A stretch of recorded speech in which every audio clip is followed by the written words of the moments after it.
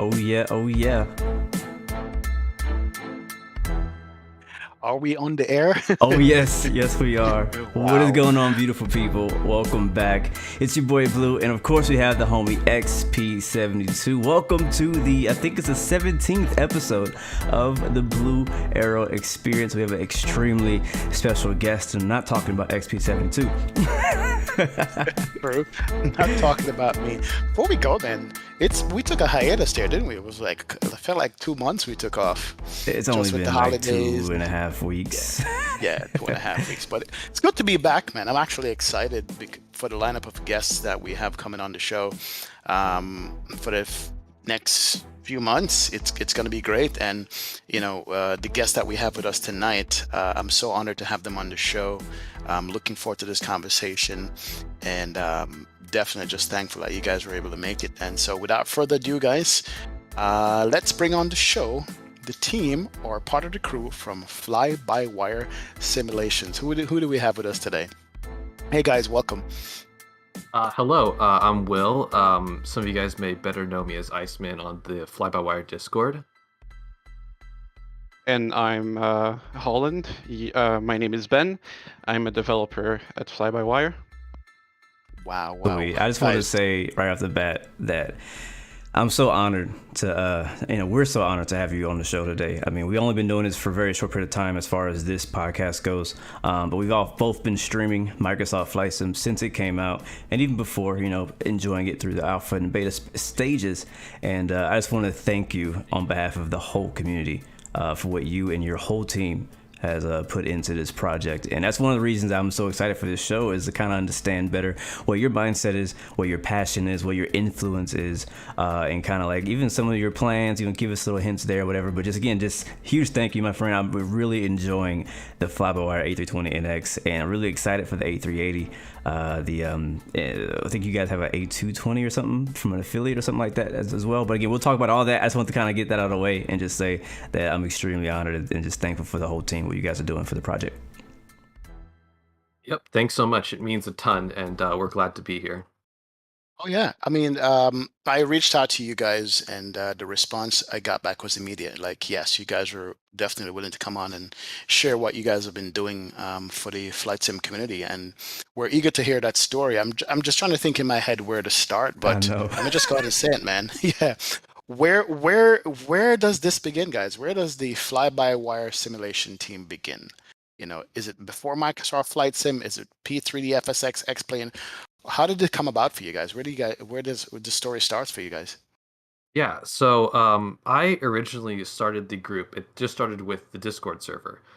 So I remember a couple weeks before MSFS released, they released like the media embargo. So all the creators got to like post preview footage of the aircraft. And I saw that the A320 was kind of lacking a ton of features, and I was like, you know what? I don't even know if we can modify the plane yet, but I'll give it a shot. I made a post on Reddit, asked if anyone was interested in helping me get on that project, and then people just joined the Discord, and it grew from there. And this is Iceman speaking, by the way, guys, on the bottom left. Just want to point that out. Wow. So, I mean, I can imagine, I guess where I want to go with this, or maybe don't want to go, is let me just say that for me personally, as a simmer and a streamer, you guys save Microsoft Flight Sim for me. Now, don't get me wrong. There's tons of GA planes out there. There's tons of other kind of flying you can do. But for the flying that we like to do, which is IFR flying with either a 737 or Airbus, you guys stepped up and do that. So how was the response to the Discord when you guys started it and asking for people to come in and decided what you're going to do? How was that? It grew pretty quickly, so quickly that I was just kind of scrambling to make channels and figure out where to go from there. And then we found out that we could kind of modify the default A320 and just started adding new features, stuff to the eCam, just like a couple extra messages, and got really good reception from there, and it just kept going. So did you have any background in this type of work before getting into this? I didn't. I mean, at the time I created, I was going into my last year of college, so I knew programming because that's what I was studying. And I've flown maybe flight sims for maybe a couple years before, mainly like X-Plane. But aside from that, like no experience with coding aircraft for flight sims. Wow. When So I joined, sorry, go ahead. No, go ahead. no, Go no, ahead. Go no. ahead. Okay, Go ahead. so Continue. I joined in, like, this is going to be surprising for some people, and I tell this to some people, and they're like, what? And MSFS was really my first real flight sim. I think the only time before I touched a sim was FSX when I was 12 years old. It was a long time ago, and it wasn't anything serious. I didn't know how to start a plane from cold and dark. I would just fly around. MSFS was the real time I really got into, and I actually bought the game because of FlyByWire, because I saw this post on Reddit. I was like, okay, that's interesting, because just like well, I was in my last year of college in computer science, and I needed a project I could work on with other people to put in my resume, because that's something that's really beneficial in programming, to work on projects like those. So I found this, was like, you know why? I love aircraft. I love programming. So I'm going to try this out. I got the sim. So I never programmed any sim aircraft before, but I went into this with programming knowledge, but aircraft, that was a total mystery to me. So a lot of learning to do there, but yeah, because there's a lot of things that are aircraft specific and take time to learn, but Yes. regardless, it was a great experience to just learn all of this. That's Oh actually yeah, and we're really cool that, I mean, neither of you guys, like, you weren't like a developer with experience from X-Plane or from P3D or from FSX, anything like that. So it sounds like neither of you guys had ever really done any programming for a virtual aircraft, right? Yeah. Yeah. Wow. Yes. So is it the visuals of Microsoft? What was it about Microsoft Flight Sim and the A320 Neo that you guys decided, you know what, this is going to be what I'm going to spend some good amount of time on? What was the key for you guys individually, Will and Ben, that make you decide you want to jump on it? Yeah. Well, I mean, when the first ever previews of Flight Sim 2020 came out, I'm sure, like among many others, like that, they just made my jaw drop. Seeing Oh like yeah. New York with like all the buildings fully accurate, that was like, wow, this is like the next level of an immersive flight sim. So I was like, I'm definitely getting this. And then I during like the kind of year until it was released, I played X-Plane, and really got into like the TOLUS A321 and kind of Airbus aircraft. And then when I saw that it could be modified in Flight Sim 2020, and there was an Airbus there too, I was like, you know what? Let's try to make this as good as it can be. Hmm. Wow. And Ben, same thing for you? Well, for me, I think it's I saw this project. I was like, that's an amazing opportunity, and the Airbus, I quickly learned, was a very like computerized aircraft, right? And it's very when it was launched, it was a very innovative plane. And I think all that software and hardware design of the A320, all the complexity and all the automation was really appealing to me, as opposed to more like older aircraft or simpler aircraft in general. So I think the complexity of an airplane like that just was like, wow, I want to see what happens if we go all out. Like we do everything we can do, and like just do everything we see, and every computer, every system, what would happen? Like, is that even possible? Like, that's what I said, and I like, we should look into this, because that looks really complex, and it sounds like there's a lot to learn and a lot of things to explore. So that's So really what made me interested. So speaking of complex, I want to reverse and ask how you guys got connected. Like, I know that, Iceman he said he put a Reddit or a forum post out there. I'm wondering how you guys met, but also I want to know is when you guys first decided to jump in to Microsoft Flight Sim and jump into modding the code of the A320, how much of a mess was that exactly? Because I know a lot of people always complaining about the SDK, that this is possible, this is not possible. Like, how did the actual coding structure look when you jumped into trying to make changes? Well, when we started, there was pretty much no documentation, but the code itself wasn't like encrypted or anything. It just wasn't there to be like, it wasn't ideal to modify, right? But it wasn't encrypted either. It wasn't like logged down. Um, So a bit difficult, but like what we would do is we'd have like voice chats, and we had someone streaming the code, and like a bunch of people in the voice chat like figuring out how this works. Wow. Because none of it was explained, so we really had, and we had like no tools to debug the code or see a log of what was happening. We had absolutely none of that. So it was trial and error and like figuring out, okay, how does this work? What does this do? Why do they do that here? Um, and I think, at the start, it was really adding simple display elements. So it wasn't that difficult, but definitely as we went more into complex stuff, we realized, okay, we actually have to redo some of these things from the ground up. Which is so the default code, wasn't absolutely impossible to deal with, but it was really hard. You needed experienced developers that knew how to figure out stuff. You couldn't just go into there and start editing stuff because some of the things you saw were not really clear about what you were doing. Wow. But just to get a bigger perspective, how big do you say that the fly-by-wire team is now? Like how many people are working on it? I would Um, say, go ahead, Will. I would say so. There's kind of different levels to it, Mhm. and that pretty much anyone can contribute to it. Kind of open, like add some code and like present that to us Hmm. on GitHub and say, hey, can we add this to the plane? We'll review it and add it to it. But I'd say the core team is maybe like 30 to 40 people. But Wow. in addition to that, we have a bunch of pilots and engineers who will like meticulously check anything we add to the plane to make sure it's accurate. So, Yeah. um, in short, quite a lot of people. Yes. Yeah, we're going to go there about pilots and different inputs and so forth. But I forgot about the aspect of it, which is the GitHub as well, because I'm still not too versed in how GitHub works as far as the community code sharing or helping.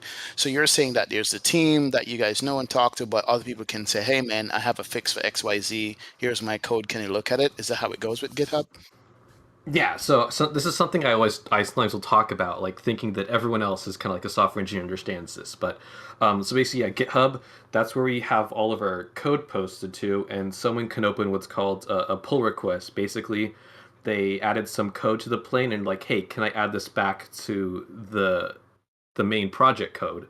And then so we'll review that and like suggest changes, and in the end, if everything looks good, then we'll add it to the base code. So it's Hmm. pretty much accessible to anyone. Anyone can read our code, which is super nice. You can just see how accurate we really are making things. That's actually really because I'm just like XP. I had no idea how that worked. I always see you guys have a GitHub. Other projects have GitHubs, and you talk about how it's a community-driven project. And I'm like, how does that work? I mean, how do you have 30 people working on one project plus allowing the community to go in and make adjustments and then apply them? But like, what percentage of those people, right, outside of that 30 or so that you have on the main core team, what percentage of those updates are actually getting shipped out to the versions that we're playing now? It's hard to say. I'd say the majority of things end up getting into the project. If something doesn't work out, we'll ask the person to make changes, and sometimes they won't, sometimes they will. But I say we try to work as hard with anyone who wants to contribute to the project to kind of get their stuff in and give them a chance to participate in this. Do you have Basically, any say, sorry, XP, do you have any examples of a like outsourced feature? I mean, I say outsourced, the whole thing is outsourced, but you know what I'm trying to say. Like, is there like an example of a feature that came from someone outside of like the core people who was like, yo, this is cool, I'm adding it to the project and people love it? Well, basically, so anyone that's on the core team, like 90% of them are going to be people that start out doing that. So like we had someone come in for hydraulics and were like, hey, I'm an engineer and I know a lot about physics and I want to start a basic hydraulic simulation that we can build on top of. And they spent a lot of weeks doing that, and then they weren't in the team, right? But then they proposed those changes. We did a lot of back and forth to like make it as good as we could for version 1. And then we accepted it, and it was so much work that we said, you know what, do you want to be on the team? So anytime there's someone that comes in and does like multiple changes or one really big change, we'll integrate that person on the team. So I think most people, including me, started out like that, just making small adjustments and going bigger and bigger until we can integrate that person and they're part of the development team at this point. So it's really and not only can anyone contribute, but anyone can join us, really. That's so Wow. cool. Wow. Now, for me, part of the biggest change you guys did to the plane out of anything else is the MCDU. Was that something that you targeted first, last, in the middle, or you just waited till you have info on it? Was the MCDU something big for you guys as far as implementing in the plane, or it doesn't work like that? Is it all tied into one giant system? So there's a lot of things that are interconnected, right? And it's sometimes hard. Like people would want us to, add top of descent, like or holding patterns. But some of these things, if we want to do them properly, they come with other stuff, right? We can't do a really accurate LNAV without the ND, the navigation display being accurate and using the actual same principles as it does in real life. We tried that actually, and it really didn't work. That's why we decided to make our own from scratch before rewriting the lateral navigation. So it's really in terms of like making huge changes sometimes. And MCDU and the FMS kind of goes into there where it's integrated with so many things that we kind of had to think about it for a while. We wanted to do something, and we're right now doing that. Like I wouldn't say we're not even at half of what we want to do for the FMS. Like we Oh, have so many ideas and things we want to do and like so much details we want to add, but we really wanted to take the time to not only do something that looks realistic, but uses the same software and hardware design. I mean, hardware, emulated hardware, of course, but the Right. same design as it does in real life. So not only do we replicate how it looks and behaves, we also make that happen using the same principles as it was designed in the actual plane. And that takes a while because we need to figure out, okay, how do we do that? Do we have enough information? Two, how do we make that performant, right? We don't want to tank frame rates down because, these are complex computers in real life. So we can't simulate every single line of code in that, obviously. So how do we do it efficiently? And then what do we need to change alongside that to make that happen? Um, so really from the start, maybe not from the start, but like a few weeks in, we were already thinking about the MCDU and how to improve that whole flight planning system. But it took a long time, and right now we're kind of integrating all of that finally into the development version. And so it's been really a year plus long process, but it's paying off. And I think doing things that way, taking our time to do it right, research the very fine details of it, and how it's done in real life, I think that was worth it.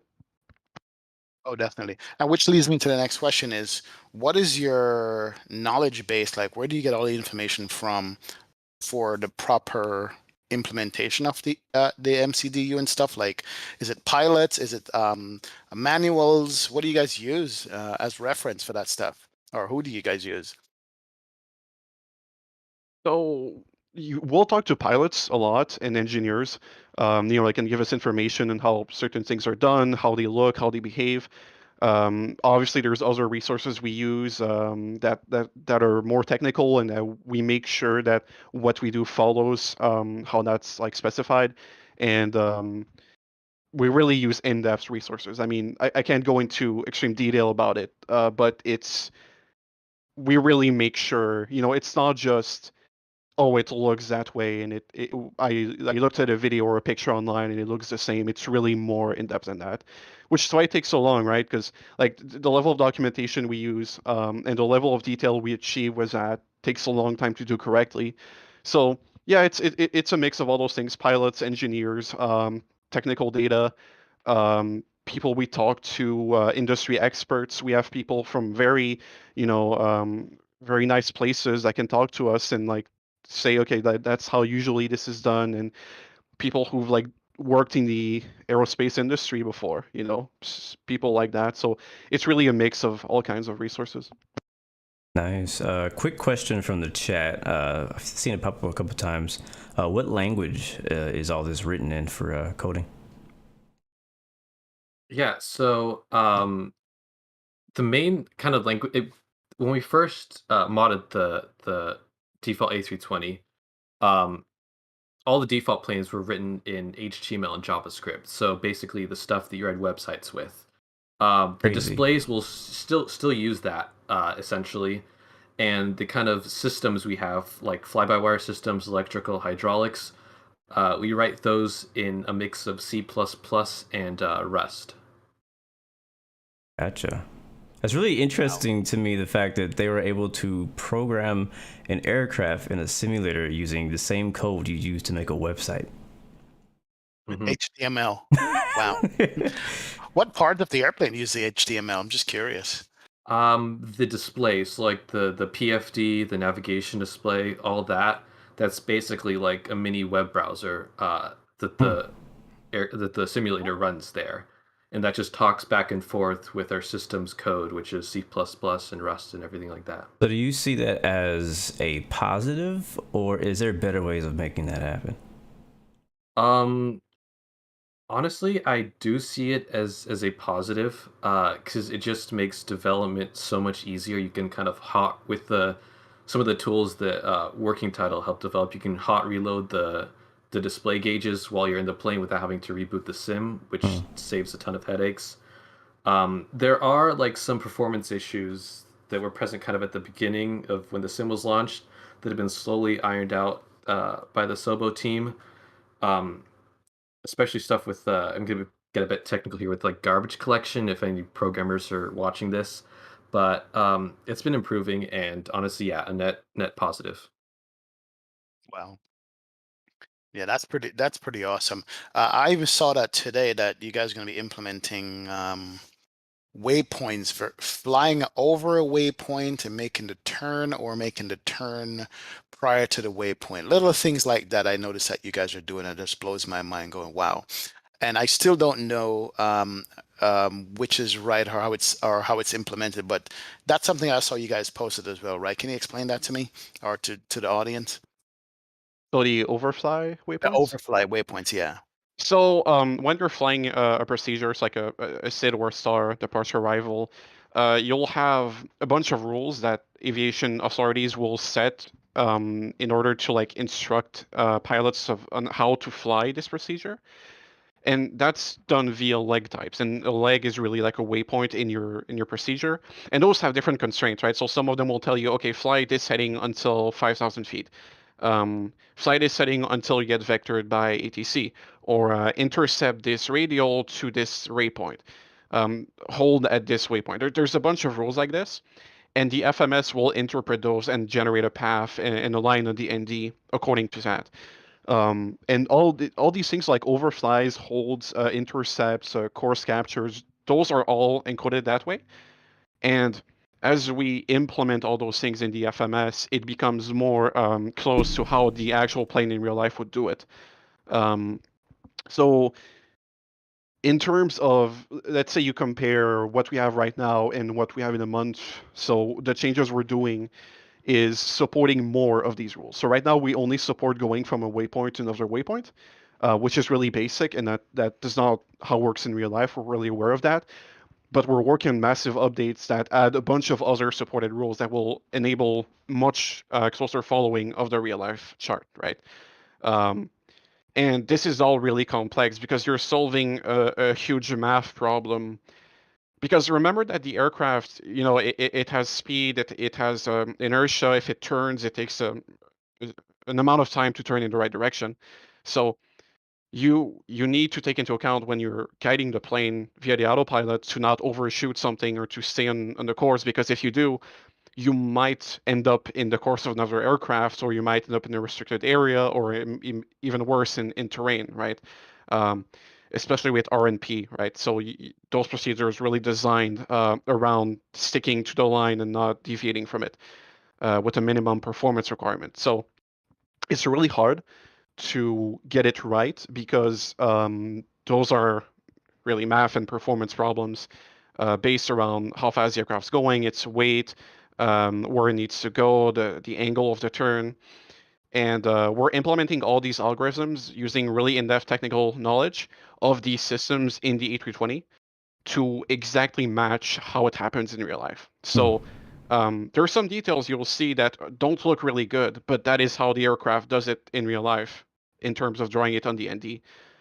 It'll fly completely correctly, but it'll have a little, sharp angle, but it happens that the real aircraft does that as well. So it's really a bunch of mathematical rules that we're adding in order to fly something that the chart tells you to fly. Wow. You guys sound like mad scientists to me. I was going to say, how much personal time have you guys, how much personal time were you spending in the beginning when you just started it, saying, okay, let's just mod this plane, to like now? Because listening to you talk about all different things you're implementing, how much time off of your life is this taking up for you guys? What would you say? Iceman, do you want to go first? Yeah, I'll take it first. So at the beginning, I kind of had a lot more free time when I was in college, so I'd say it's hard to like put it into like a number. At least like 10 to 20 hours a week, and it kind of ramped up from there. Now I don't develop as much since I have a full-time job, so it's a bit trickier, but I still try to contribute and help out where I can. And I guess this leads me to the question about, have you guys sat back and actually realized the impact you have had on Microsoft Flight Sim, to be specific? As far as what I see is, it's the most flown airplane in Microsoft Flight Sim, in my personal opinion. I could be wrong. Have you guys thought about the impact that you guys have made based on the decision to go ahead and modify this airplane? Is that something that hits you at all? It's when you start and you're kind of into that work and you're really working hard, you kind of like I kind of didn't never really notice for a few days or a few weeks how big the community was getting, right? Like I'm just working on stuff and I'm coding, right? And then like I kind of started realizing, wow, there's a ton of people joining. There's people making content about us, and I was never into something like that before. I've never been part of the team of a community that was that big. So that was all new to me. And then it kind of hit us like, wow, like there's tens of thousands of people joining. Our Discord now has like 50,000 people, I think. Wow. We like it just like kind of hit me in the face, and at one point I was like, wow, that's huge. And we're literally like, we do actually know that some online services we're the most on aircraft on MSFS. So that's a huge accomplishment, and we just feel incredibly grateful that people have decided to help us out and join our community and see what we're trying to do and believe in us, right? So it's just kind of insane to just see all that and be like, wow, we're developing this, that so many people use and so many people fly and people save, and it's saved MSFS. Like people say all those things, and it's really nice to hear, and it's amazing, really. Luke, go ahead, because I got so much questions, because I think I honestly, okay, my personal opinion is that it is the airplane that's holding us over, perhaps until there's good payware airplane for Microsoft in the airliner space, right? There's all the GA stuff, and sorry GA guys, you know how I am already. GA planes are good, but I like the airliner stuff. I mean, somebody in chat asked, hey man, what about Fennec Sim that's coming out? And my answer to that would be, hey, Fennec is not here yet. They're coming and they're working hard. We have seen what they're doing, but in the meantime, FlyByWire is doing what they're doing. I mean, do you guys think about people that are coming on board with the same airplane or something like that, or you just going heads down and do what you guys have to do? I would say just go ahead. Okay, so I mean, I developed the aircraft out of passion, and I want to do something that's incredible and really accurate. And what I think about really is developing the aircraft and just making it as good as it can be, and hopefully providing something that people want to enjoy and will be incredibly accurate. That's what I worry about. It's developing the aircraft and just getting it to a level where we just like can't think of anything else to add, really. So that's my main thought. Like it's really developing the aircraft and getting it to where we want it to be. Yeah, I would. Sorry, go ahead. Yeah, go ahead. Go ahead, Will. Go ahead. Okay. I completely lost my train of thought. Give me just a second. Yeah, no worries. I was gonna. Okay, yeah, there we go. So I would say also at least for me, one of my goals is to kind of squash the notion that kind of freeware aircraft can't like compete with payware and get to that level. And honestly, if I were to look at like the beginning of this project from a third person like kind of point of view, I would be skeptical of like a freeware group trying to make something really accurate, because in the past, pretty much the only thing that we've had similar to this would be the Zibo 737 in X-Plane. And that was like also a modification of the default 737 there. But historically, like in flight sim, kind of payware has dominated that space. And we want to kind of with the new sim and this new platform, we kind of want to usher in like an era of like freeware that's actually able to compete, if not surpass, the level of some of these payware planes. Oh yeah. And I think you That's guys are welcome definitely news. doing that. You're definitely doing that.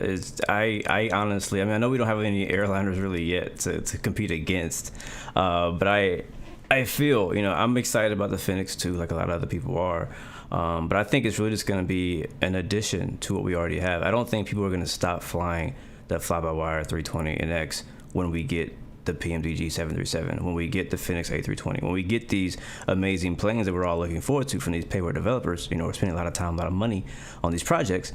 But you guys, just based on what I'm hearing and the passion you guys have, I know you guys are not going to stop, right? I assume you're going to keep pushing. You're going to keep making that plane even better. Does the thought of competition kind of fire you guys up at all? Honestly, I would be lying if I said no to that question. Because I've always driven to just be the best, or like try to work as hard as I can and make this kind of project be the best it can be. Mm-hmm. I remember back when the CRJ was being released, I was like, what if like as soon as that's released, everyone just jumps ship and just flies only the CRJ? And I was surprised to see like so many people still stuck with us, and I was like, okay, maybe this has grown like bigger than I realized. Um, and then yeah, it's insane. Yeah, it's true. And then, I mean, you guys did a genius thing for me, Mr. Old School. You guys made an installer. Like, you mentioned Zebo, and I was going to ask you something about that. But, Zebo, you got to get the files from the Google Drive, you got to download it, you got to drop it in, whatever. I was doing the same thing for the fly-by-wire mod whenever it comes out on GitHub. But this installer, I'm looking at this thing, it's beautiful. It's on my desktop. Like, it's just a simple and clean design, man. Who's responsible for that? Was it your Genesis? Somebody else came in and said do it? Whose idea was that? Because it's awesome. I love it.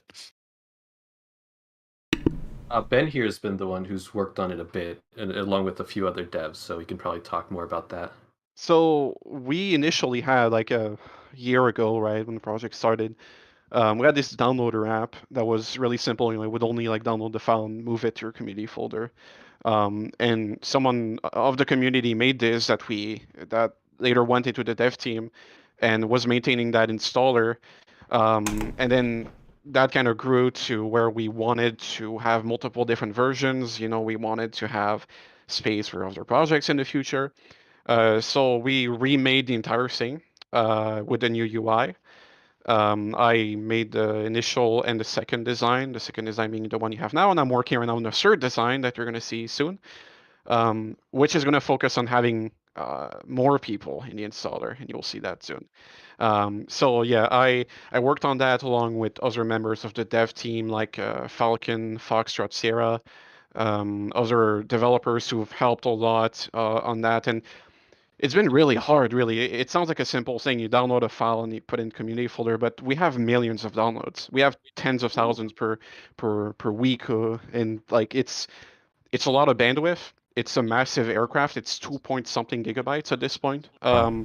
It'll only grow from there, So we have to do like modular updates. We need to set up a CDN with download servers across the globe. We needed to fix some issues with detecting the package. There was like a lot of things we didn't anticipate for.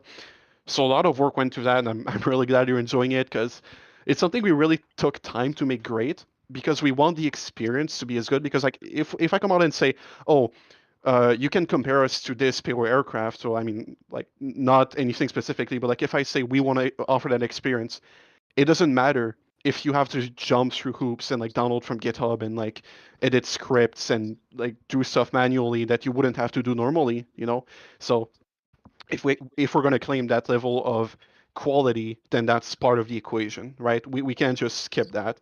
So I think everyone really worked hard to make everything as streamlined as possible. So Well, speaking of streamline, and I have so many questions, XP. It's crazy. yeah, go ahead. Go ahead. I want to talk about the jump to the standalone 320, and how did that work? Like going from the default one to the one like your own version. You know what I mean? I think Iceman, you were part of that process. Yeah, was it Honestly, forced? Was it forced? Did you have to do it? What was the thinking on that? it was something that we planned to do for a while. The reasoning behind that was as long as we were kind of like tied in with the default plane, every time a sim update or a world update came out and they Sobo changeling with the default plane, it would cause problems with our plane, and so we'd have a few days, like a day or two, where we had to just go in and fix everything. Um, and eventually we were like, you know what, if we just separate this entirely, then those changes won't affect us. So eventually we got around to doing that, and it definitely helped out a lot in that regard. So I'd say that was like the main driving force, just Gotcha. trying to not get affected by all these sim update changes. And was that kind of something that helped you guys make the move to Xbox as well originally? So we were in the marketplace briefly, but I'm trying to remember the exact reasons because we posted about this some months ago, where because of a multitude of reasons, I think one of them was like licensing. The majority of our kind of dev team weren't comfortable with the license we had to use to be in the marketplace. We kind of had to maintain a separate version because there were things that just weren't compatible there. Maybe Ben can talk more about this because it's escaping my mind at the moment. So how we talked earlier about GitHub and how it's a community project, right? Anyone can see the code, and of course we don't want someone to go and take the code and then make a payware plane and then sell it, and then they they remove the community element from that, right? We don't want that happening. And there is special licensing that will apply in that case where we say, okay, if you make a version of that plane, like a custom version, it has to be open source. Like it has to be a community project. You can't make a payware. I mean, you can charge for it legally, but you're required to also make the code available. So there's really no point in doing that. Right. So we wanted that requirement because that not only protects like the whole spirit of the project, but it also makes sure that all the hard work we do, it doesn't go to, someone making profit like that. So that's something we really don't want. And unfortunately, we couldn't do that with the marketplace. There's valid reasons for that. Like, it's a legal concern to host files like this. It's perfectly understandable. So we decided, that's not going to be for us. And we're going to keep distributing via our installer. Unfortunately, that means we can't support Xbox. But at the end of the day, we want people to keep displaying in their community. We don't want someone to take all the code and make a proprietary project with it. Gotcha. I was wondering, like, how are you able to guard that? Because I feel like since you say it's open source, it sounds like it'd be so easy to just take the entire code and then slap a different name on it and be like, all right, payware A320 Neo, Yeah, I mean, if you want to do that and you want to do a freeware open source one, then you're allowed and we encourage you and we'll help you. Just like we don't want people to start saying, okay, like I'll charge $150 for it and I'll give nothing back to the community. So is that how like some of these other compatibility mods are working, like the A330 compatibility or 321, like some of these different people who are making different variations of the Airbus, and it's like it's made compatible with the NX to have the NX system. Is that how that works? Yeah, pretty so much. their code has to be under the same license, which they all respect. Like if there's ever someone, we don't like go after people. We talk to them. We say, hey, look, like there's this license, and that's what you're required to do, and that's why you have to credit us, of course. So we really work with people so that they can use our stuff. Because there's a lot of things we do that, they might be developed for an A320, but we try to make as much things as layered as possible. So if we have A320 specific stuff, beneath that there's like generic Airbus code, and then there's generic aircraft code, right? So we allow others and we help them integrate that. So like there's the A220 that was mentioned earlier. We worked with them really closely on some of that code, and they took a lot from us and we gave them a lot. And we even took some from them. We exchanged all that knowledge in that code, and we collaborate. And that's what's beautiful about this, is that we can all work together on making these incredible aircraft that people are going to be really surprised by when they're fully done, how accurate they're going to be. And we can all work together. It's not a competition between, us and them. It's collaboration. So that's that's the beauty of it. And of course, as you said, we need to kind of guard this against bad actors. But I think in the end, it's really worth it. So, sorry, XP, I keep cutting you off. Oh, yeah, go ahead. I'm looking at the installer now, and just looking at, because I'm glad you brought up the A220 projects. I wanted to talk about that, and you kind of explained it already. Your involvement in that project. So that's not actually fly-by-wire, is that correct? Like, it's a different team? Yes. Ah. Okay. Yeah, so that's Synaptic Simulations, who we're working closely with. And you guys are just collaborating. And so, like, as far as installer, like, are we expecting to see more developers putting things in this installer and being able to, download and update things through there? So we're talking to a bunch of people all the time. We're talking specifically with Salty, who make the 747 mod. There's also other developers, but those are farther away from release, so we're not confirmed yet. But really, if someone's aircraft is high quality and it's open source and it's free, then we talk with them and we want to bring them in, because I said earlier, making an installer is really hard, especially at that scale. So we want to allow people to have this platform that allows people to install easily. You don't have to make an entire thing themselves, right?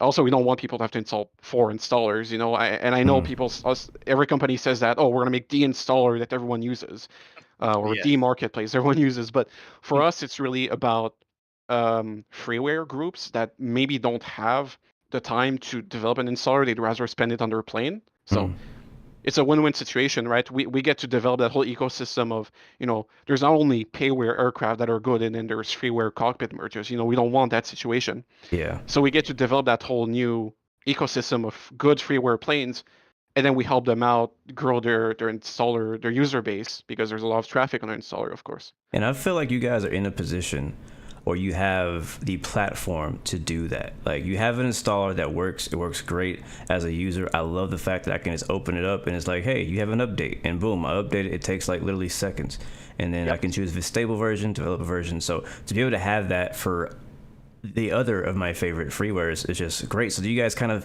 have an idea of, I guess you already answered it, but having multiple, like, basically, like I said, the Salty mod will be in there, whatever other plane that's freeware. It sounds like freeware is the standard to kind of get in. But yeah, and you do need to, it needs to be, you can't import an FSX model because, there's legal issues with that, right? Like, I think that's pretty known that there's some authors that have requested their models from FSX don't be used in MSFS. So, for example, that's something we couldn't do because there's legal stuff attached to it. But if you have a plane that you're making either an improvement or you're making it from the ground up and it's freeware and open source, then we'll take you in and we'll work with you. So it's kind of like the Orbix, what do you call that thing?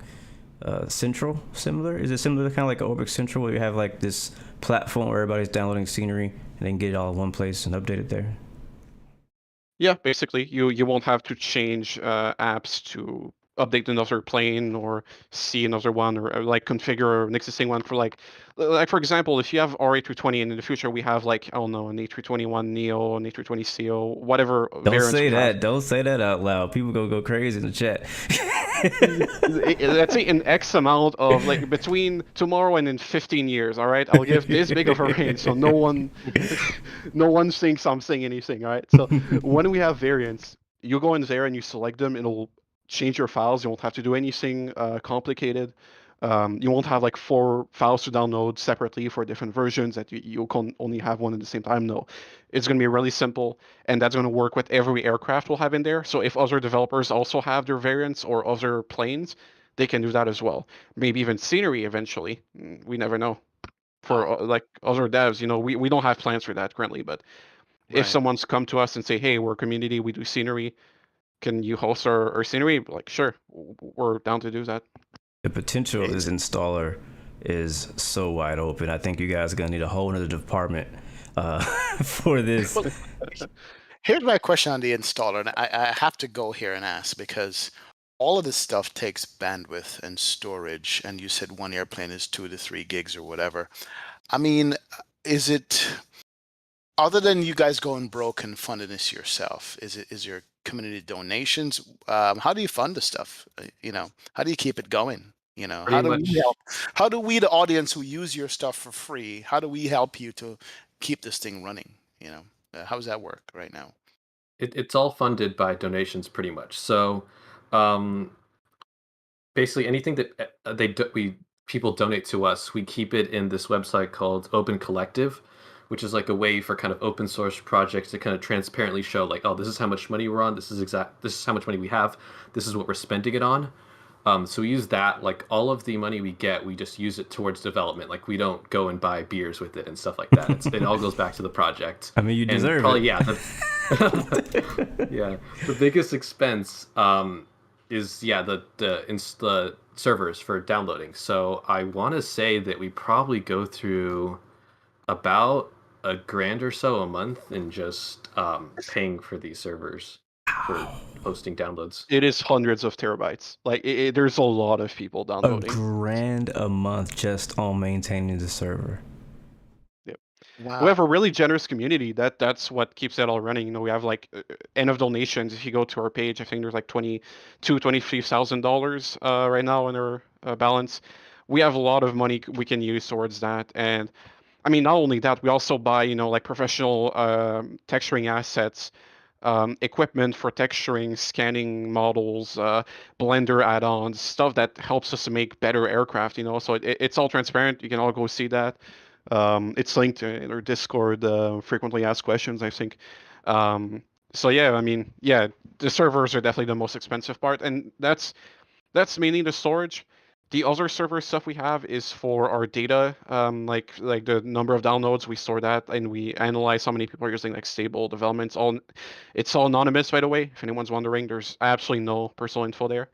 And also for free text, so like sending messages to other aircraft, which we're planning to expand on, and I'll have some news about this in the future. Nice. But that's something we'll really want to do, is you'll be able to see other people on your tablet. You'll be able to see where they're going.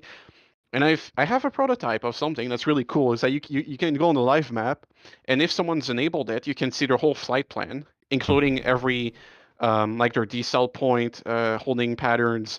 Every element of the flight plan is on the live map if they enable this, of course, because it's opt-in. Wow. So that's really cool. And that's not expensive that much. I think it's like $80 per month compared to the insane costs of storage. But yeah, so it all goes towards making the community and the aircraft better. Wow, I'm astonished. Actually, my mouth's wide open. Yeah. Are you going to allow any kind of payware on the installer itself, or is this all going to be freeware? Just to, one of my developers in chat here is asking if you're going to allow any kind of payware on the installer itself at all. Have you considered that or no? I don't foresee that, mainly because the installer is in like the servers and all that are funded by donations. So if we put that towards like a payware plane, it would kind of be unfair to the other freeware developers on that. Mhm. But anybody who's got something payware, they can approach, and anybody who's got something freeware, they can approach and say, hey man, can you take a look and see if there's something that you want in your installer? And that would work. Yep, pretty much. Awesome. So you were hinting at some, and I mean, I wasn't ready to go there yet, but we might as well. You were hinting at like some kind of like upcoming features that you're excited about. I know you can't share everything because you guys kind of have like a marketing schedule, I'm sure. But like, is there anything you can share of any ambitions or anything in the pipeline that us simmers and pilots can be excited about? Well, I'll start with what I've been working on, the FMS, so the LNAV, the VNAV. I know top of descent, everyone wants that, but like that's a really small part of a really big calculation, right? So it's going to be fully simulated, extremely accurate to the real plane, and I'm not talking just going to look good. It's going to be the actual matching the usefulness of that in real life, because we've had comments from pilots that have told us, hey, this is like you're making this, keep in mind it's not that good. Like it's not that good at predicting where we're gonna end up. Like I was working on this feature called the CDA, or continuous descent approach, and this pilot told me it's useless. It really doesn't work well. So it makes me sad, but I kind of had to make it worse a bit, because we really want to focus on realism and matching exactly what the plane does. So of course the VNav is really useful, but the subtle quirks will simulate all of that. All the error messages you can have if your path is too steep, how it predicts the way the plane is going to return to the angle that you need it to descend at, and the exact way it's going to predict your approach and the way it's going to adhere to constraints. All of that's going to be exactly the same as real plane. The LNAV is going to be the exact same path drawing. It's going to support every procedure as much as we can. There's some nav data limitations that we have to work around, but we're really working to support everything: missed approach, holding patterns, procedure turns, DME arcs, fix and full, intercept points, time markers, equitime points, top of descent, everything you can think of will really have that. So the FMS is really one of the most exciting things, I could say. That's really the core of the rest of the systems, I guess. Yeah. Well, definitely. Somebody's in chat is asking couple of things. What about any plans for 2D panels or even VR, going further? 2D panels, no. I mean, I think we're MSFS doesn't support that. I might be mistaken, but I don't think that's supported. You can pop out the instruments, and we do have something so that you can see your tablet on your computer outside of the plane and on another device. More about that soon. But for VR, I know there's some issues with VR controllers that was added recently in Sim Update 7. So it's a really new feature. We have to figure out how it works. I'll be myself getting a VR headset soon, mostly because I was considering one, but this needing to fix this convinced me to get one actually. So I'm gonna get a VR headset soon, and I'll start testing out that stuff. So yeah, VR will make sure. We know the cockpit sizing isn't perfect, but as you all may know, some people might not know, but we're working on a completely new cockpit model from the ground up, using really accurate references, including scans and measurements we've taken in the real world. Entirely new exterior model as well. So all these scaling issues that you see in VRs, especially in the tablet, that's all going to be fixed.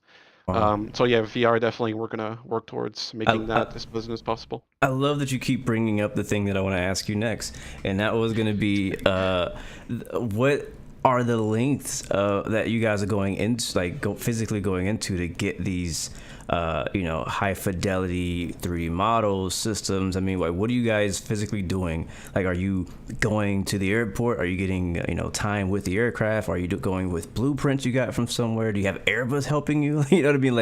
What are you guys doing to really make this as an authentic Airbus experience as you can? So we work. Go ahead.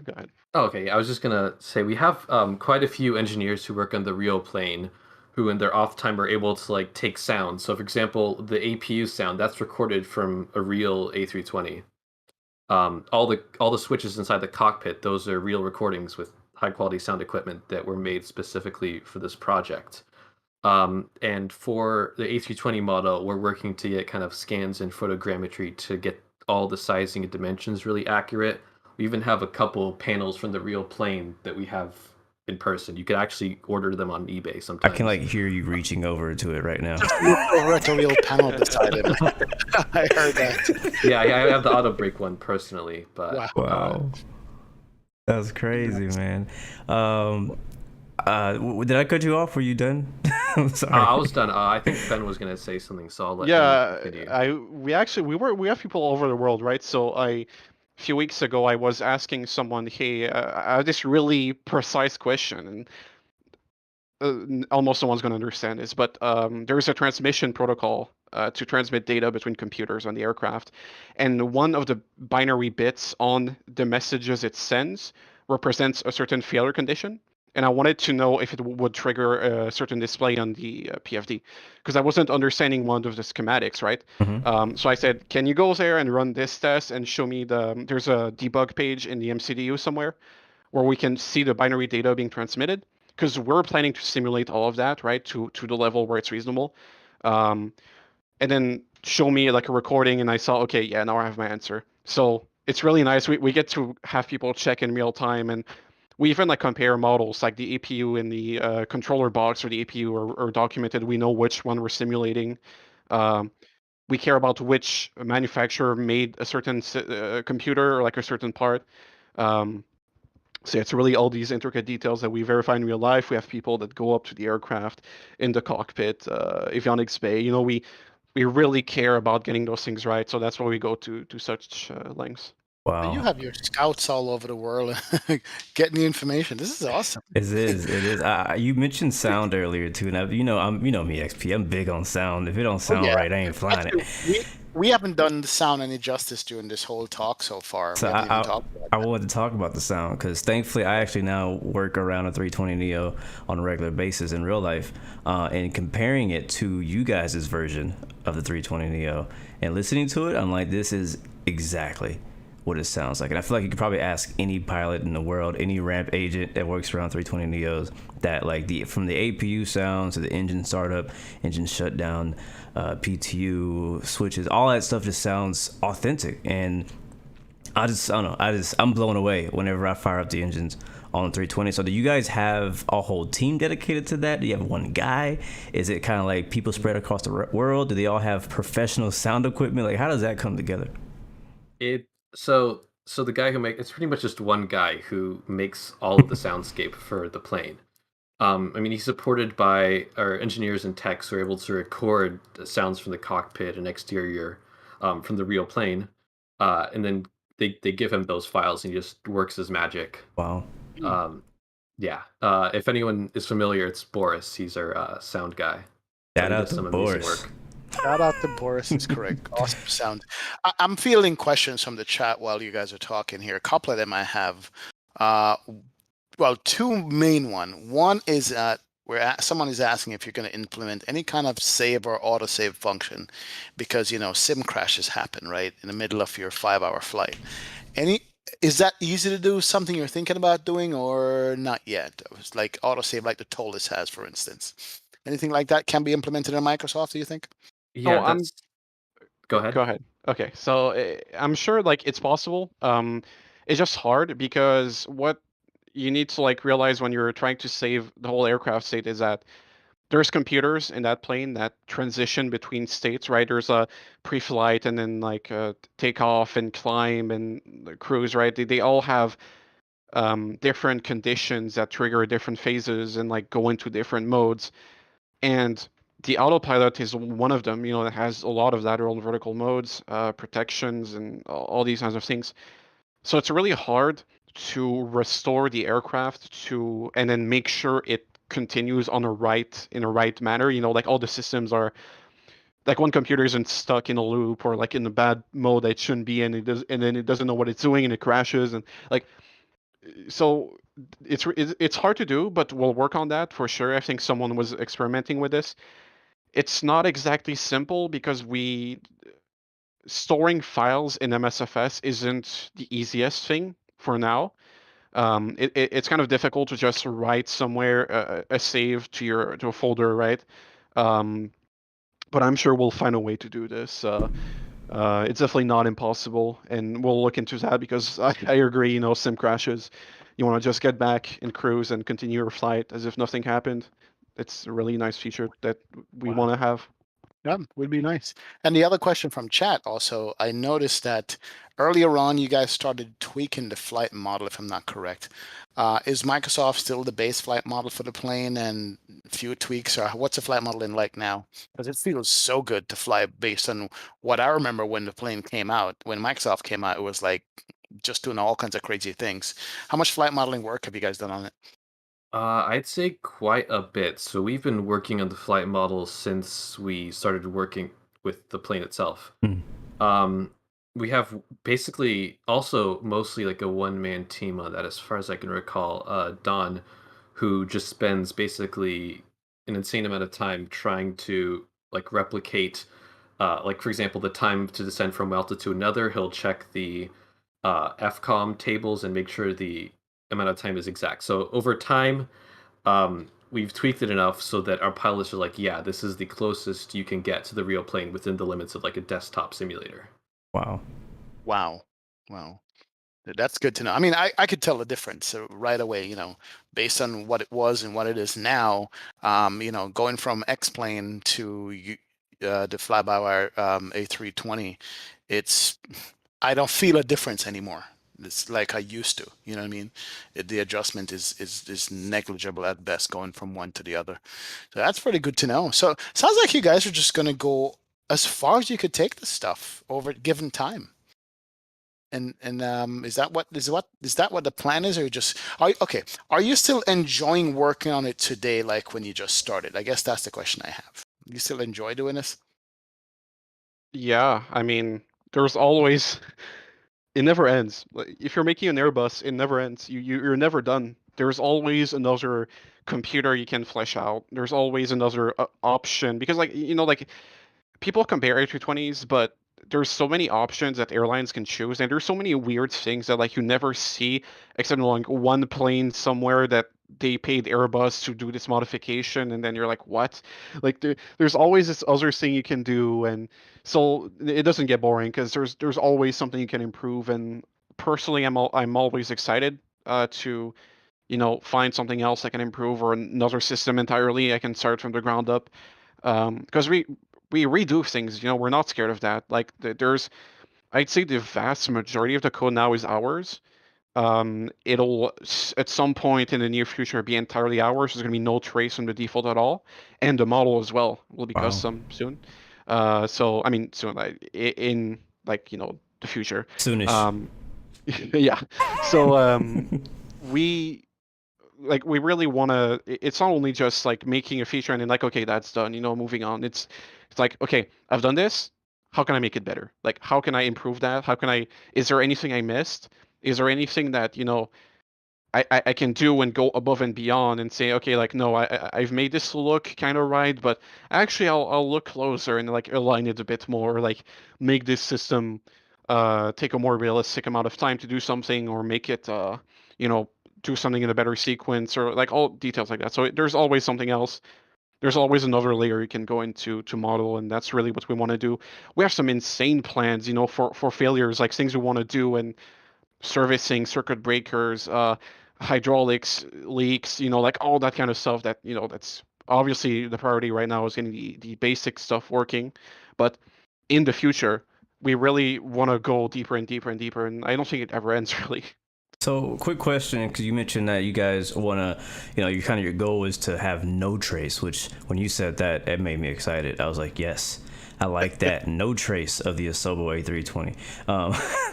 And so, that being said, I know you guys have reworking the cockpit from the ground up, which is amazing. I've seen some screenshots of you guys working on some ground objects like chocks and things like that. But are you guys having any plans to do like a interior cabin? Good question. So eventually, yeah. Yeah. So we don't consider that a priority, as in like we won't delay the model if it's not done by then. Like if it's not done, we'll release what's like existing now, it's like the cockpit, the exterior. But it's definitely something we're considering and want to work on. But you're redoing the exterior model, the fuselage too, right? Yeah, we're redoing the entire 3D model. So like, no, we're not going to reuse anything from the default model either. We're going to do our own cockpit with no geometry issues, our own exterior with correct dimensions on the wings and the engines and all that. Oh. And, more detail like panels and like small dirt and rivets and all that kind of amazing like detail that we want to put in. Dirty it up. That thing is too clean. Yeah. Please just throw some mud on that 320, man. Oh man. Wow. Now, I mean, it sounds like you guys, the motivation level is still there, and I guess we're going to be the beneficiary of that. You guys just being motivated and have a joy working on this going forward. Let me branch here because people are asking as well. Any time frame on the A380 that you guys can give, or no, not yet? I knew like that was going to be a question. I was going to ask that myself next. That was my next question. So as usual, we don't, we don't give dates because if we say this and Right. we skip it, then like people will be sad, right? So we want to do things right, correctly, and precisely over getting them fast, right? Because if we do things fast, like we rush them and it's lower quality, and we're not proud of that, and it motivates us less. So we aim to do something complete. And the A380, we asked a question in our survey: would you prefer an open alpha or full release? We take that into consideration. The A320 is in open alpha right now. It's 0.7.3, so that's obviously not a final version, and people are enjoying that. So maybe there's merit to releasing something earlier that's really good but not completely fleshed out. We're never gonna do something half baked. But if there's no particular flight warning computer logic that's extremely specific, I don't think it'll break anyone's experience uh, right away. So we'll do it as when we feel comfortable having a release. Like we can't say exactly when, but we'll make sure that we deliver a great product. I think another swing to that question, what I want to ask was not really when it's going to be released, because I know you guys are not going to tell us that, but how's the progress going on it, and like how much effort even now is going towards that? Because I know you guys are working hard, heads down on 320NX nonstop, but like, do you guys have separate people working on the 380? Are you guys kind of splitting your time with it? Like, what's that look like, and how's it going so far? I've seen some great screenshots, right, that you guys have posted publicly, but how's that going? I'd say there's a good amount of shared effort. So I think Ben mentioned like for a lot of the like display code and systems code, we kind of did it all over again. So we're not reusing any of the Sobo stuff. We're making our own.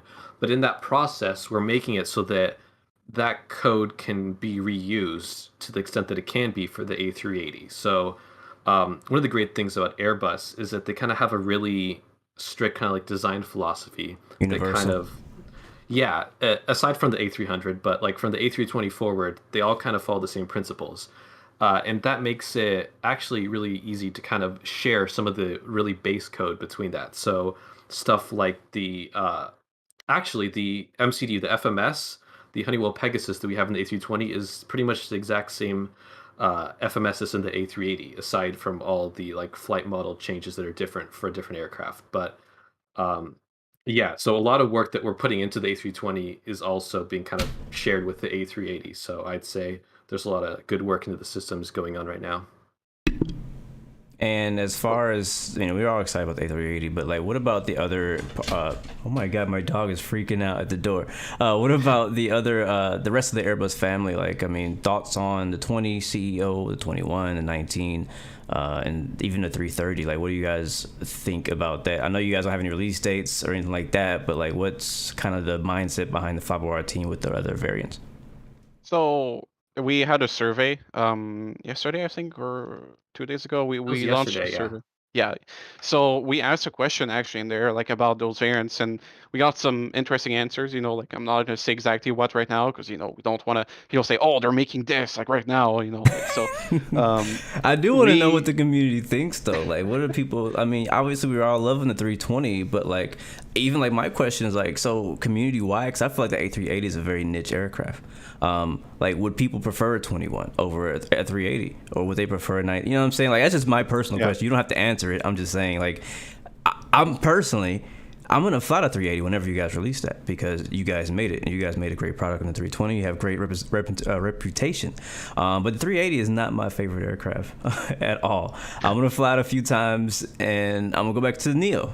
That's just me, right? So like, for me, it'd be more beneficial to hop in a 21, something that's flown more often and is still being flown today more diversely. Yeah. So we've said this in the past. I can say it. We eventually, and I say eventually, I don't mean like in 6 months. I mean really like years. We want to do the entire A320 family, like eventually. So like 21 XLR, 19, 20 CO, 21 CO. Like we had this idea of a really old variant with like a simple FMS and older displays. Obviously we don't know the priority yet, but we're definitely planning on doing that. And a big part of that is two things: is the model that we're redoing, which of course will allow us to edit it out into another variant. but also our code. Our code is made to adapt to something else. Like my FMS code can adapt to simulating an older FMS that is less capable.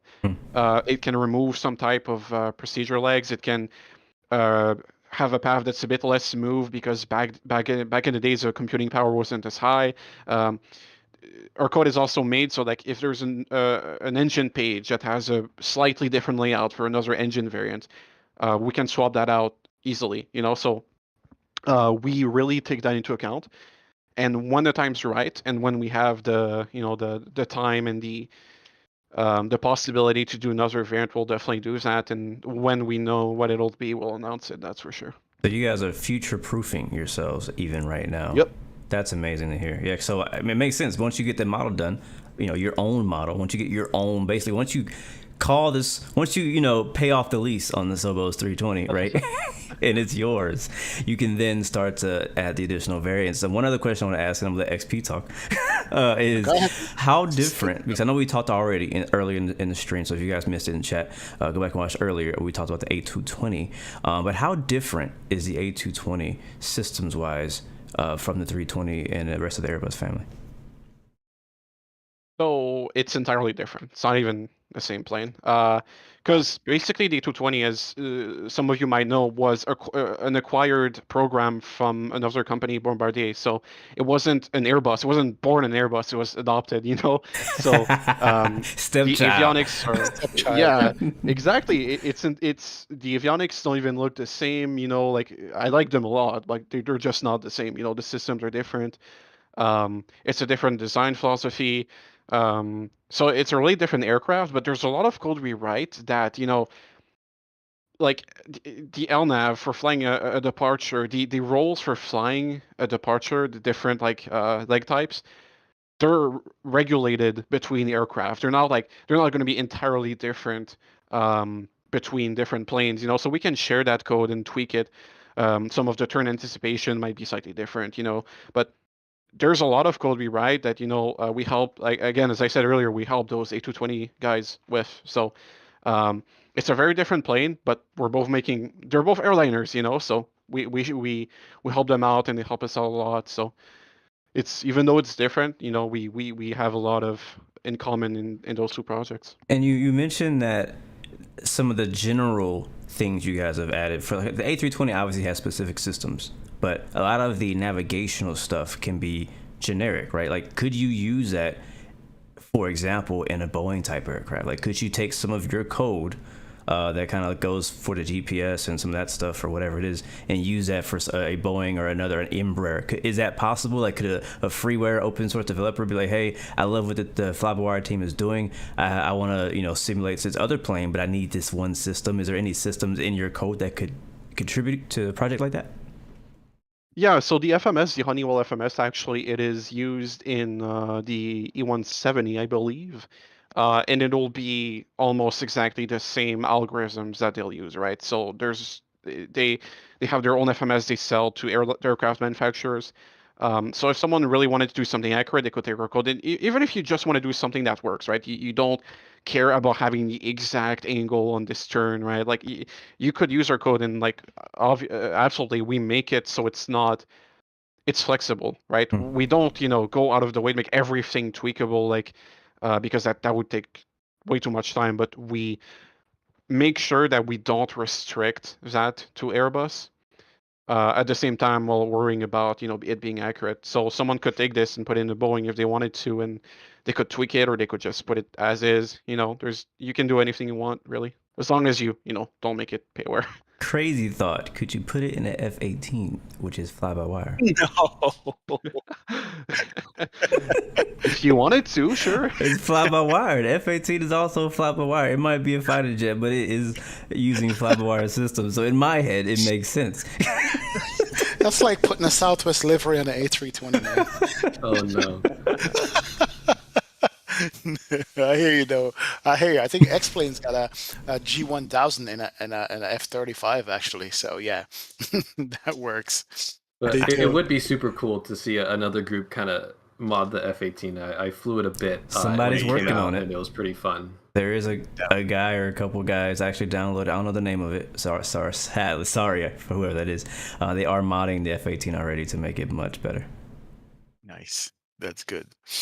Well, let me ask you guys this question. So you guys are obviously freeware, doing this on your own time, your own dime, your own energy and strength. I'm sure you guys deal with your own. I'm sure you guys deal with criticism from people. How do you handle that? What are some of the crazy criticisms that you guys have gotten, even though you're a freeware developer? Anything of the sort?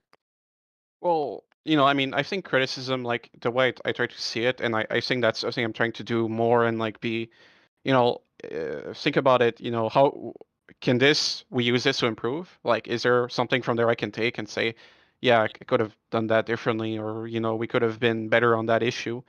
We really try to like surpass people's expectations, right? Like, a lot of people will not expect us to apologize for a fix for a sim update being out a bit late, but we want to because we really want to surprise people. We really want to be as best as we can be. I mean, of course, there's some people that criticize, and there's some individuals that might like not be as polite when giving their criticism. That happens everywhere. It's a branch of gaming in a way. So it's gonna. I mean, it's a sim, not a game, but there's gonna be people that are not gonna be nice. But we try to move past that. There's some people that say like, oh. Why haven't you done top of this? And that's actually something I want to talk about. Like, why are you doing chalks and cones instead of top of descent? And two things. First, I don't need the modeler that did that to help me with top of descent. They don't know how to help me with that, right? Like, it's someone doing 3D modeling. They're not going to be doing VNav if we tell them to not do chalks, right? And second, it's all one person working on the project at the same time. There's multiple people that do stuff in parallel. So I'm working on the FMS, there's someone working on hydraulics, there's someone working on the electrical system, there's someone working on the modeling, someone working on sounds. It all happens beside each other. It's not just, oh, we're doing textures right now and nothing else. So that's the one thing I've seen sometimes is, why are you guys doing this? Like, this is useless. I don't want that. I want this instead. And I say, I understand. It would be nice to have that right now, but not doing what you get today, it's not going to help. Like, it's not going to make it come faster, right? That's one of the things I've heard sometimes. Will, anything on that from you? I think Ben hit the nail on the head right there with that. Yeah, I can't think of anything else to add, but that's pretty spot on. Yeah, I think somebody in chat, they said that a lot of people they act like this is they paid for this plane. Like they take so much ownership in this project that they expect like they're supposed to just get catered to. Like, no, how dare you work on nose chocks rather than the top of the descent marker, because I can't calculate my own top of the descent, because you guys put a freaking descent calculator in there, which I thought was an amazing feature, which is really cool. You learn how to how to do it. Obviously, the top of descent thing would be cool and better, but yeah, you guys have some like a way out. Like, it's not like it's just we're left out there at 34,000 feet, Yep. I mean, let me just say that when I fire up Microsoft Flight Sim, honestly, I get cold sweats, because it's not that I'm playing for myself anymore. I'm streaming to people.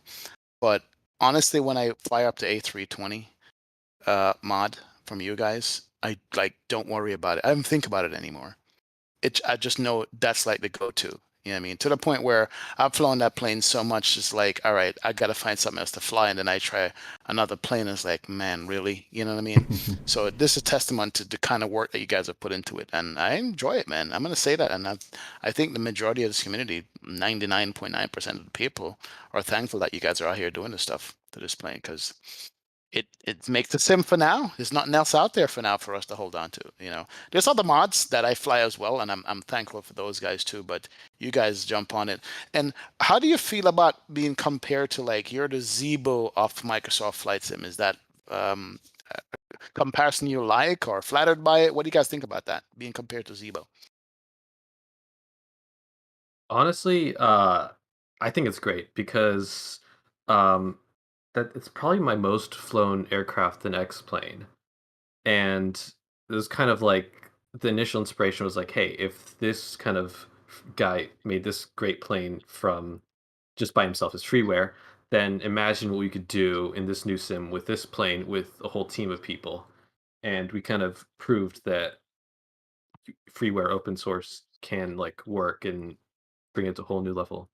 I was talking to XP earlier before the show, and I was like, I know you guys are not technically making any money or profit from this directly, but you guys are making a lot of money for other people.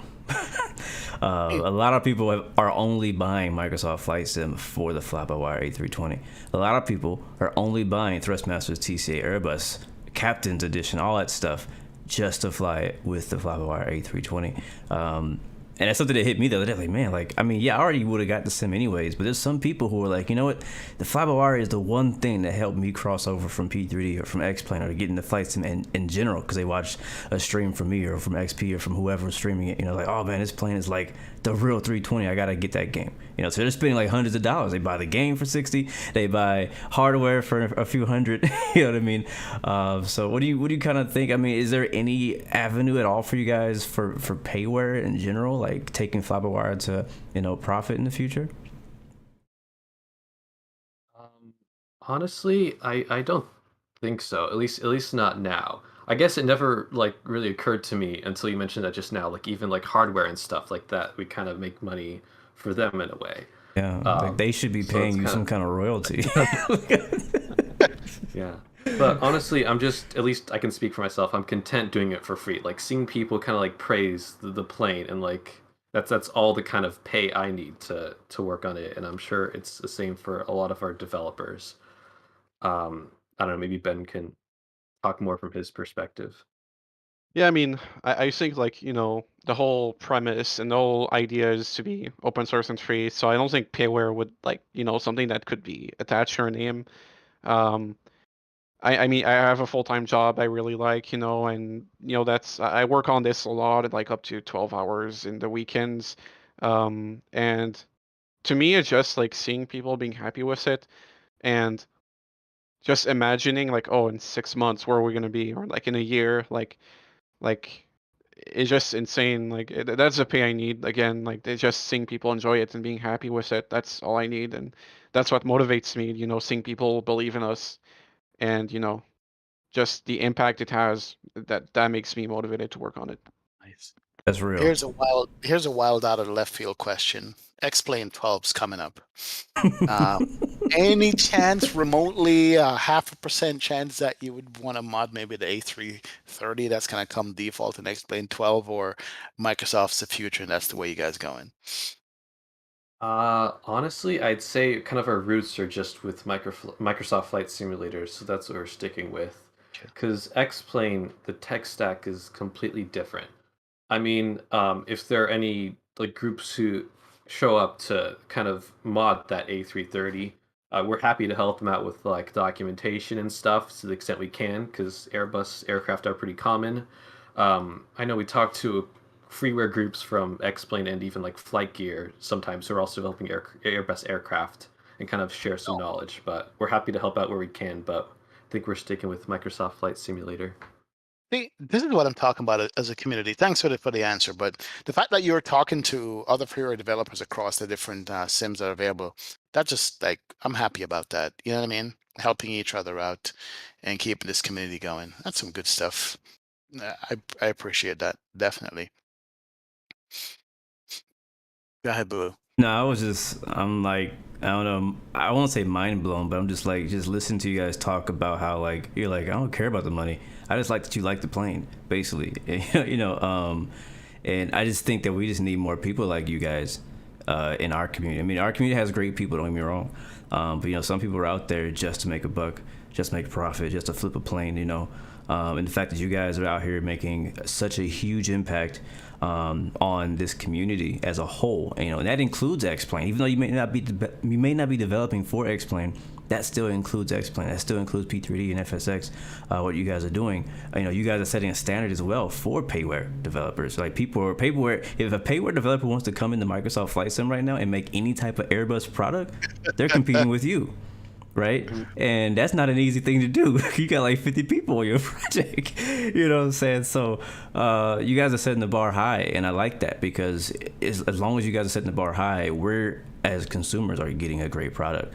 And the fact that, again, that you guys just like, yeah, we're not doing it for the money. Like, we're not planning to become payware. We're willing to literally help other people, whether freeware or payware, that, give them documentation or whatever. It just shows you guys' humbleness and just like your heart and the way you guys work. I love it. So I don't know. I just feel like I just met a really dope pair of people and a dope team. And I'm glad you guys are part of our community. Definitely. Thank you. Anything that we haven't gone over with you guys that you wanted to share with the community more about, in the future, what's going on now, something that you needed to get out there that didn't have a chance to say, anything at all? So we're developing a lot of things, and like I want to give an example of what we do. I talked about helping other developers, but there's a thing we do that we don't really talk about often because it's not really something that might interest simmers, because it's not really targeted at them. But we work on tools with other developers to make the development experience better. We have this software we're working on called ACE, which is a advanced cockpit emulator, and it's a tool that lets you run displays and avionics outside of the simulator to develop them. And the advantage of that is that you don't need to fire up the sim and wait a few minutes for it to load up, and you don't need to worry about your performance, the graphics card being running at full load while you're developing, heating up your room. You can develop all that outside the sim, and we're working on that with the A220 team. And it's kind of like all these things that we're trying to work on just to enable people to make great aircraft. Like, there's a thing I'm working on right now to improve performance on avionics. I've worked on stuff for maps, on navigation maps. We're planning to work on something for airport moving maps on the A380. And there's someone working on the A350. We're helping out with that as well. Oh, snap. Don't say that. So yeah, don't say that out loud. We really want to make sure that hold on a second. You can't just skip over like you ain't just say A350. I'm sorry. Oh, okay. Just to be clear, it's someone we're helping out. All right, we can't make all these planes at once. Unfortunately, that would be great, but it's a bit too much if we were all doing that ourselves. But we're helping them out. It's. We don't want people to be like, oh, I have all this knowledge, I want to make this plane, but I don't even know where to start, and there's nothing for me to use or start from, So there's a lot of these things we develop, and we really don't get to talk about it often because it's not really something anyone can use by themselves as a simmer, but it helps in the long run have great aircraft like that. And I think push that, seriously, push that. What if, right, fly-by-wire simulations could be more than just what we fly, right? Me and XP, we're not developers, What if it could be a system like ACE, for example, that is the core of all Airbus products that ever come to Microsoft Flight Sim, right? What if you could develop the core systems like you're already kind of doing that is so flexible that some developer can come along or some development team can come along and be like, hey, we want to make a realistic A320 or A321. There's something, right? And they're like, all right, let's use the fly-by-wire simulations ACE or whatever that system may be called as a base. And on top of that, we'll build our product. I think that would be I know you guys are already doing this, but it would be such a big move again, it's kind of undercover. Nobody's really going to know about that. It's not flashy. It's not, it's not going to be something everybody's like, oh my God, fly-by-wire is amazing because they do this thing. But I think as far as making an even huger mark on the community than what you guys have already done is not only, doing what you're doing and collaborating on some of these other projects, but also just having that core system where everybody's like, all right, fly-by-wire has this system that is, nobody can beat it. So if you're going to make an Airbus for Microsoft Flight Sim, you need to use this. Yeah.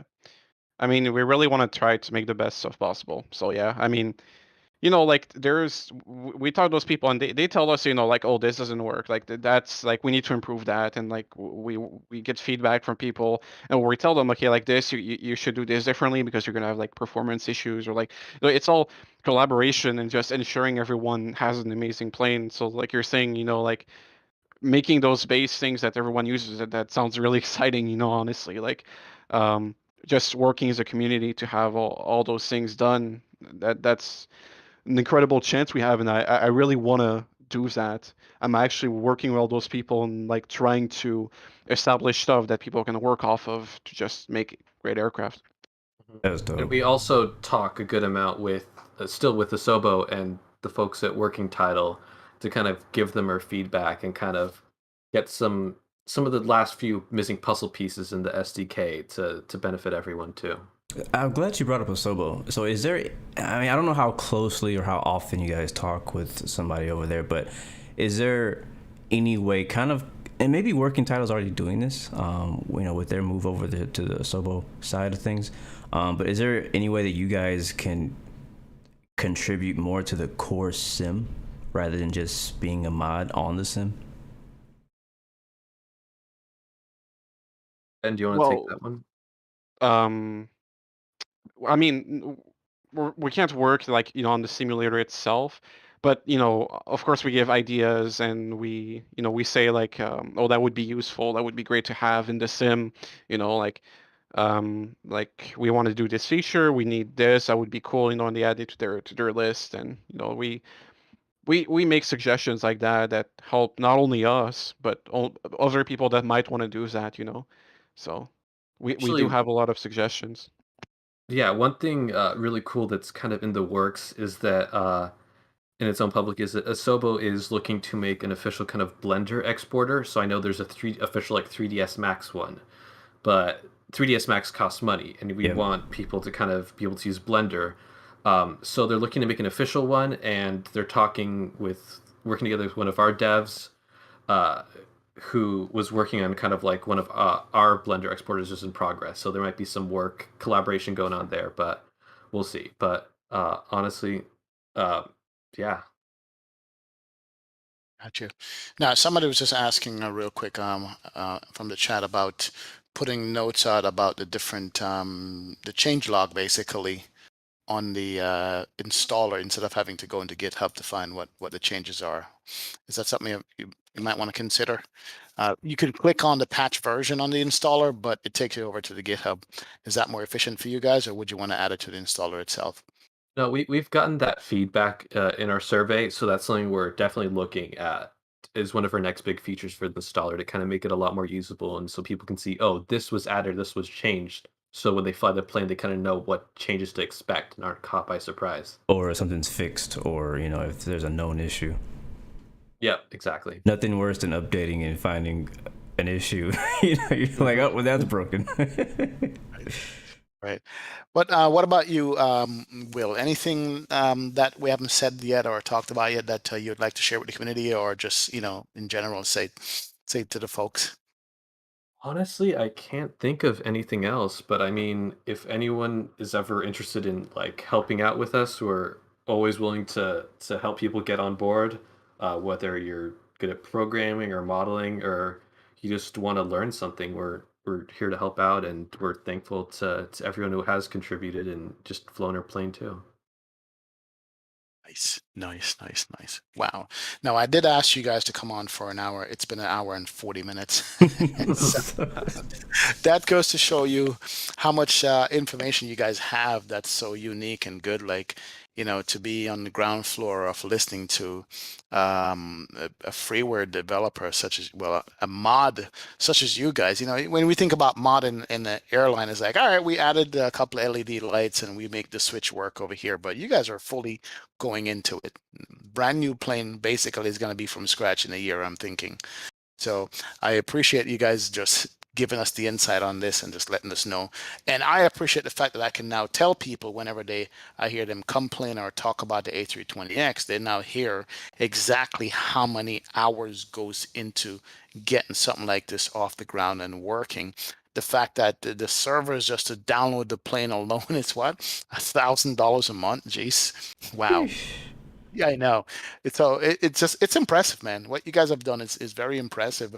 I mean, the question in chat was like, what do you guys think about Microsoft overall in general? But I think I might know what your guys' answer is going to be. But what do you guys think about Microsoft Flight Sim, as you know, in general? What are your thoughts on it? I think it's had its hiccups, especially at the beginning, but like good progress is being made.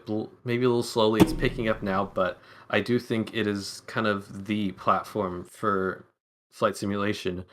I've had a couple conversations with Jorg, the head of Microsoft Flight Sim in the past, and he just has some pretty amazing visions of where to take the project in the future. So, yeah, I only see things going up from here. And are you guys pretty confident that they're gonna still cater the PC side as much as the Xbox side of it? I would say so. Like so people have a misconception, kind of that Microsoft Flight Sim is kind of like this arcadey sim, and they're trying to cater to gamers. They want to kind of put like simulation, like accuracy first, but also kind of that's why they add things like the accessibility settings to kind of enable you to turn on things if you need it. So I don't know if you've like played Forza Horizon at all, but they kind of have that same philosophy there, to kind of add those assists if you want them. So I do think like it in my opinion, like Flight Sim will always kind of be a PC thing first, just because you have um all these like freeware mods, like a freeware scenery, freeware aircraft. But it's going to be like doing pretty good for Xbox too, which I didn't think it would, but I don't know. I think it's great for everyone. One thing I wanted to ask, because me and XP have had this debate on almost every show, and on the show, on air, off air, and it's a debate going around the whole community. And I've been trying to defend Microsoft, because I feel like there's something there that we just don't understand as a typical simmer who flies IFR. And a lot of the thing is, everybody's saying that Microsoft Flight Sim is a VFR favoring flight sim, and from the things that we have talked about in today's stream, in the details you guys are talking about, the things you are able to do and are trying to do and planning to do, doesn't sound like something that's just made for VFR. So like, what's your thoughts on that whole debate of like, this is a VFR sim, it's only made to be pretty, because nobody's seen their favorite developers pop up on there yet with all the airliners. So you basically being the only airliner has been advanced enough to kind of show the links that you can do so far. And with Microsoft, like, what's your thoughts on that? I mean, probably the biggest change that people saw with this new simulator was, oh, the visuals are amazing, and that kind of like took the spotlight. And another big thing is that people sometimes, I guess, don't realize how much effort it takes to make a good IFR airliner. So even though the sim was released, like it was like what, last August, it's going to take at least a year and a half to make an IFR airliner worth flying. VFR planes will be pretty easy to make in comparison. Just some steam gauges, relatively straightforward flight model. You can hop in a Cessna and get all the kind of references you need pretty quickly. But IFR takes time, and now we've seen like other paper developers on the cusp of releasing their IFR airliners. So I think the main missing factor in the equation was just time, and it's about to be everything's about to come up now. So Yep. Yep. Everything is come the first quarter, second Boom, quarter of XP. Yep. It's true. I know. Well, yeah, it's true, man. I mean, I'm convinced you're right, Blue. This conversation here for the last hour and a half has kind of said, okay, there's people here putting real effort and time into making great IFR platforms, and I'm actually excited about it. Because yeah, I can't get over the fact that every time I fly Microsoft, it's just so damn pretty. Like, without having to download masses of ortho and stuff. So I'm getting convinced more and more. Put it that way. Thanks for the fly-by-wire. It's all the team. Wow. Anyway, a rant over. Well, This has been great, guys. I absolutely appreciate the efforts here. If you guys have anything coming up you want to release, you want to talk about, you want to get out to the community, shout out to Blue, shout out to myself. We'll get it out there. We'll get you back on the show at any time, just to talk. And because this is what we want in the community to hear from you guys directly about how this is done. Again, the efforts, the time, the trial, the mistakes, the fixing, the changing. And I think you've given us a much bigger view of what's going on, other than just, hey, there's a new update from FlyByWire, let's go grab it, and we keep flying. So I absolutely appreciate that. Definitely. Thanks for having us on the show. Yep, thank you a lot. Definitely. Blue. Yes, sir. This has been good. This has been really good. I really enjoyed the conversation here, and it just makes me want to go flying, man. That's really it. I want to hop into FlyByWire A320 and send it somewhere. That's what I want to do right now. But again, thank you guys for having the show, like he already said. And yeah, what you got going on this week, XP? Tomorrow I got a big stream in the morning early, doing the Thrustmaster. I'm giving away a Boeing TCA yoke pack from Thrustmaster. Too bad I'm not flying the A320 tomorrow. That would have been nice after this show. But I'm flying the 787, the heavy division mod, out of San Diego to St. Louis. So we're going to be giving away a Boeing TCA pack. Some lucky winner is going to get to go home with that. So that's going to be good. So that's what's coming up tomorrow. What about you, my friend? Don't know. I have really had my head down working on some video production stuff, so I haven't had a chance to stream. I was hoping to stream tomorrow. If I do pop up, it might happen, but if not, I'm gonna be working on some editing. So nothing to say right now. Just look forward to seeing some pre-recorded video content from me coming in the very near future. I'm working very hard, so I can't wait to get that over with. Not sleeping much. So yeah. All right. Well, shout out to Will, Ben. You guys have been excellent guests on the podcast. Thank you again for coming out. We appreciate it. And you'll be seeing us flying your plane pretty soon. That's all we fly, so absolutely, guys. Appreciate it, man. Wow. Let's do it. Let us do it. Well, guys, that's going to be it for episode 17, wow, of the Blu-XPerience. Again, I know you guys have been asking us to put this on other podcasting platforms, and that is coming up very soon, so don't worry. But a huge thanks to FlyByWire. I keep forgetting your names, Jesus Christ. I'm so sorry, but the whole FlyByWire team, every single one of you guys. I saw some of them were in the chat as well, watching and answering questions there too. So huge shout out to them and everything they're doing for the community. And thanks for being on the show. We'll hopefully be back next week, and definitely will stay tuned for our next guest. It's gonna be really, really good. Yep, thank you. Thank you. Well, guys, until next time, remember you have 3 choices: give up, give in, or give it all you got. Peace, love, and God bless you. We will see you guys next time, next Blu-XPerience. We out. Bum, bum, bum, bum, bum, bum.